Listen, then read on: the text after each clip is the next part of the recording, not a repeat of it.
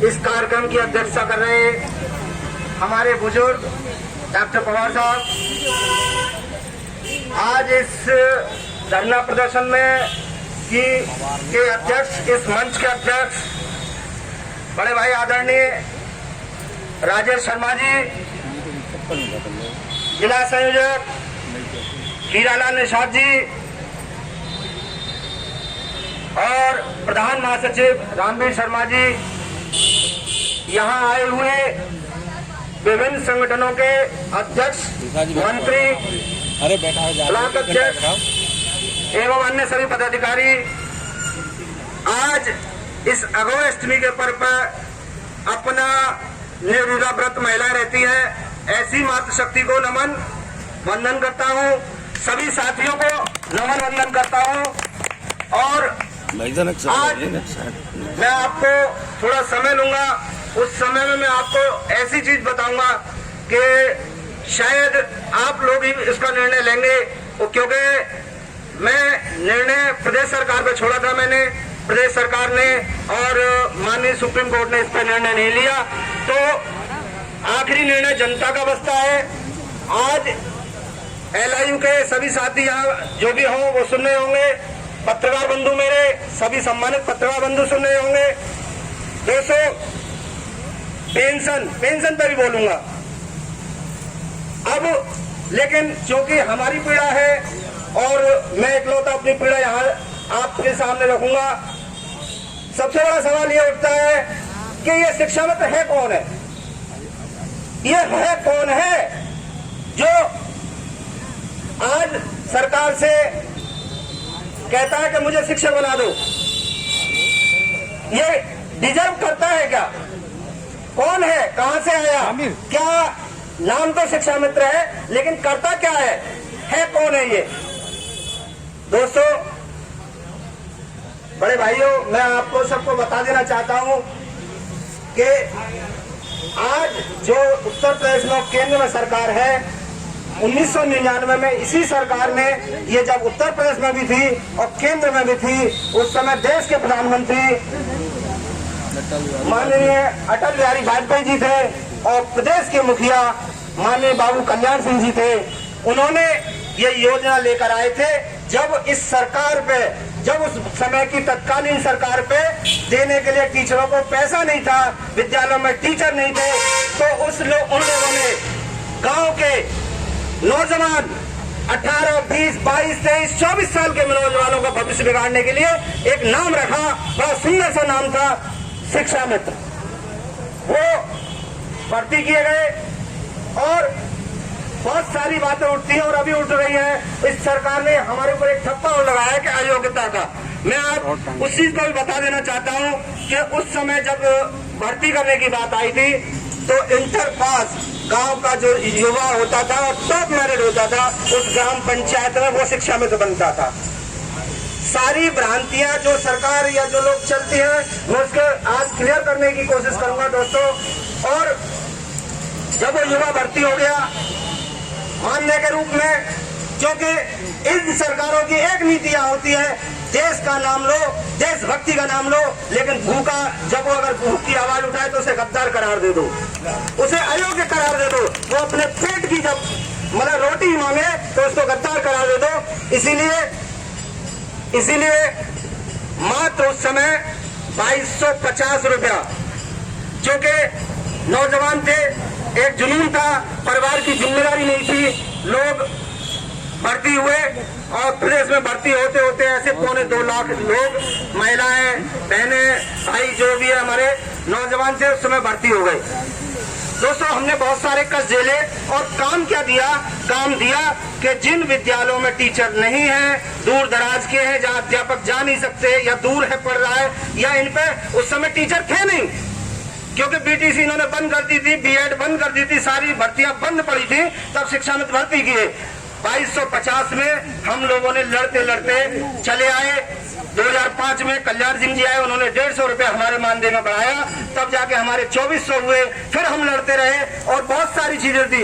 पैसा प्रधान की जेब से मिलता था। प्रधान अगर चाहे, प्रधान जी की मेहरबानी होगी तो पैसा मिलेगा, प्रधान जी की मेहरबानी नहीं होगी तो 6-6 महीने 8-8 महीने उनको पैसा नहीं मिलेगा। मात्र 2400 और 2200 रुपया। हम लोग लड़ते रहे, सरकारें आती रही, बदलती रही। अब 2010 आया, हम लोगों ने जब जो लड़ाई लड़ रहे थे 2010 में बहन जी की सरकार आई। बहन जी की सरकार ने कहा कि जो लोग स्नातक हैं उनको बीटीसी कराई जाएगी, दूरस्थ बीटीसी कराई जाएगी, वो सरकार कराएगी। और प्रदेश में 2 चरणों में दूरस्थ बीटीसी का कार्यक्रम चला। बोल लूंगा, ज्यादा समय नहीं लूंगा, समय भी लूंगा तो थोड़ा सा समझ लेना, मुझे छोटा भाई समझ के अपना कोई समय मुझे दे देना। दोस्तों, 2010 में बीटीसी हुई, उसके बाद में 2012 में अखिलेश जी की सरकार आई और उन्होंने जो वायदा किया था कि हमारी सरकार बनेगी तो हम आपको सहायक अध्यापक बनाने का काम करेंगे।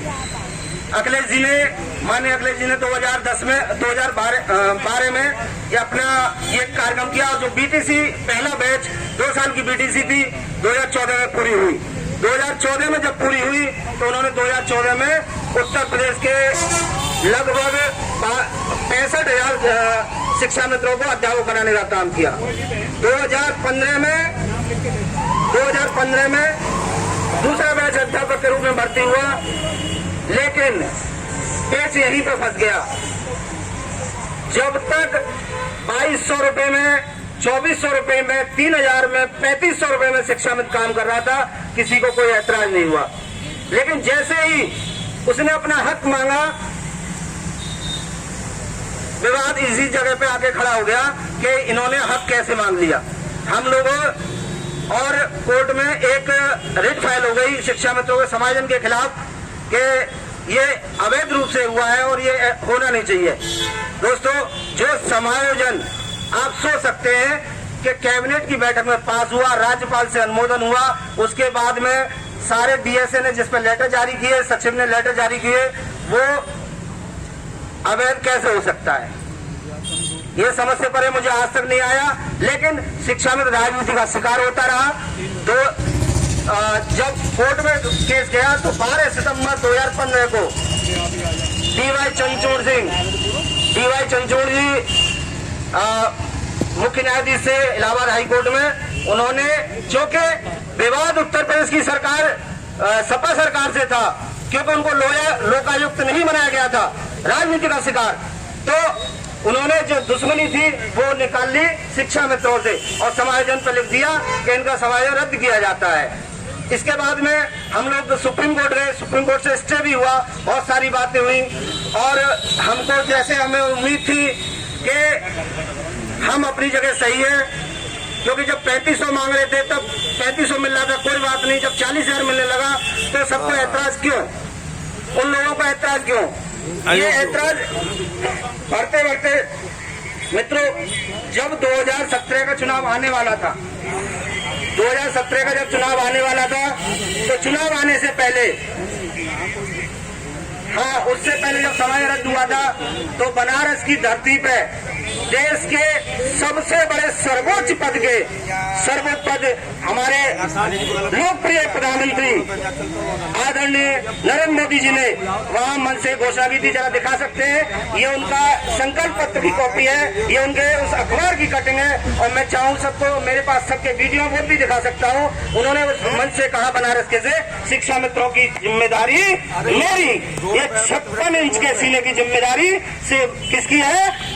माननीय प्रधानमंत्री मोदी जी की है। लेकिन दोस्तों, इस सरकार ने, बीजेपी की सरकार ने शिक्षा मित्रों को हमेशा छलने का काम किया।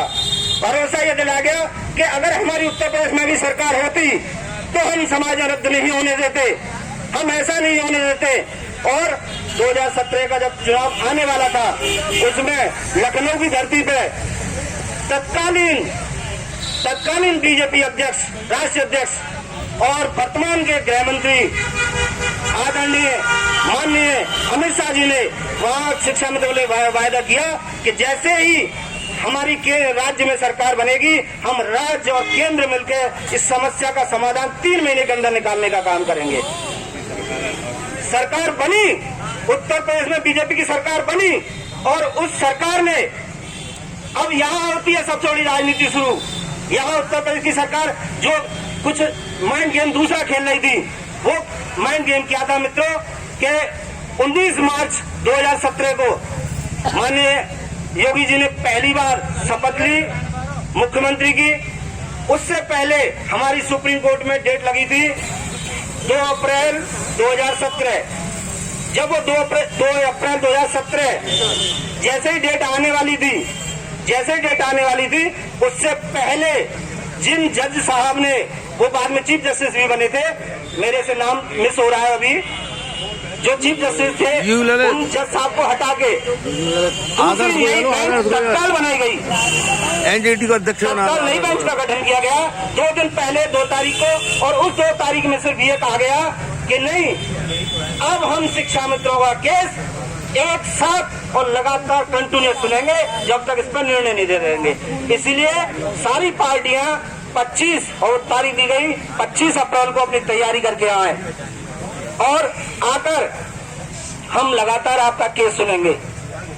मित्रों 25 तारीख लगी और 25 तारीख से लेकर 11 मई 2017 तक लगातार सुप्रीम कोर्ट में भारत के टॉप मोस्ट वकील, जो आज तक के इतिहास में, ये इतिहास है हिंदुस्तान के इतिहास में, कोई ऐसा केस नहीं होगा जिसमें लगा के आपके कपिल सिब्बल, अमित सिब्बल और राम जेठमलानी और शांति भूषण, शशि भूषण, जितने भी, और ये अपने कांग्रेस के वो पी चिदम्बरम साहब, मतलब हिंदुस्तान का टॉप मोस्ट वकील शिक्षा मंत्री ने किया। लेकिन उसके बाद भी जब 11 तारीख को सुनवाई पूरी हुई और ये कहा गया कि अब हम इसका रिजल्ट आने वाले समय में देंगे, अगली जो तारीख लगेगी, और 25 को मनहूस तारीख थी 25 जुलाई, जिस दिन शिक्षा मित्रों का समायोजन रद्द किया गया। इस राजनीति को हर व्यक्ति समझ सकता है कि जिसने वायदा किया था 3 महीने में समस्या का समाधान का, उसने शिक्षा मित्रों की समस्याओं का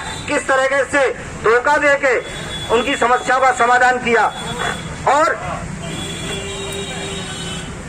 इसके बाद में हमारी लड़ाई बाकायदा इस सरकार से चलती रही। 25 जुलाई 2018 को, एक कमेटी का 25 जुलाई 2018 को जब हमारी बहनों ने लखनऊ में महिला शिक्षा मित्रों ने मुंडन कराए, तो उससे डरकर सरकार ने शिक्षा मित्रों के आंदोलन को कुचलने के लिए एक कमेटी का गठन किया गया। आपको बता दूं, ये कमेटी भी जैसे आज आपकी गठित हुई है ना, ऐसी हमारी भी हुई थी। आज तक नहीं पता है। पावर कमेटी का गठन हुआ और उस कमेटी के जो मुखिया थे डॉक्टर दिनेश शर्मा जी, उप मुख्यमंत्री थे, लेकिन उसमें आज तक कोई निर्णय नहीं आया। मित्रों, हमारी लड़ाई चल रही है। हमें बड़ी खुशी की बात है कि आज हमारे बड़े भाइयों ने हमारा साथ दिया है और इस मंच के माध्यम से हम उत्तर प्रदेश की सरकार को ये ललकारते हैं, ये चैलेंज देते हैं। अभी बात पेंशन की चल रही थी, अभी डॉक्टर पवार साहब ने सही कहा था, पेंशन इसलिए नहीं मिलती है कि आप उससे मौज उड़ाते हैं। पेंशन इसलिए मिलती है कि कोई कर्मचारी जब 40 साल किसी विभाग में काम करता है, एक शिक्षक हो या कोई भी अधिकारी रैंक का भी हो, अब वो जब रिटायरमेंट के बाद खाएगा क्या, ये बताइए। वो जब उसके हाथ पैरों में दम नहीं रहेगी, वो किस बनिया की नौकरी करने जाएगा, किस सेठ के यहाँ नौकरी करने जाएगा, या कोई ठेला लगाएगा, या उसका कहीं सम्मान होगा कि नहीं होगा जब शरीर में दम नहीं है। तो इसीलिए पेंशन रखी गई है। जो अभी आप कहते हैं कि नेताओं को पेंशन मिलती है, मैं कहता हूँ मिलनी चाहिए, वो डिजर्व करते हैं। ऐसे ही कर्मचारी भी डिजर्व करता है, पेंशन का अधिकारी है। क्यों? क्योंकि अगर कोई विधायक जी है, आज 5 साल के लिए सही, 5 साल बाद वो किसके यहाँ जाएंगे नौकरी, किसी के यहाँ नौकरी करने जाएंगे क्या? उनको मिलनी चाहिए। लेकिन इसका मतलब ये नहीं है कि नेताजी को मिलेगी, कर्मचारी को नहीं मिलेगी। दो नीति नहीं होनी चाहिए, मिलनी उनको भी चाहिए, अधिकार उनका भी है। मैं आज इस मंच के माध्यम से मेरे पीछे से काफी लोग मेरा कुर्ता खींच रहे हैं और शायद मुझे डर है फट न जाए, तो कोई बात नहीं। थोड़ा सा किसी का वक्त काट के मुझे दे दोगे, मैं अपनी 2 लाइनें आपको के साथ अपनी बात पूरी करूंगा। बहुत मित्रों,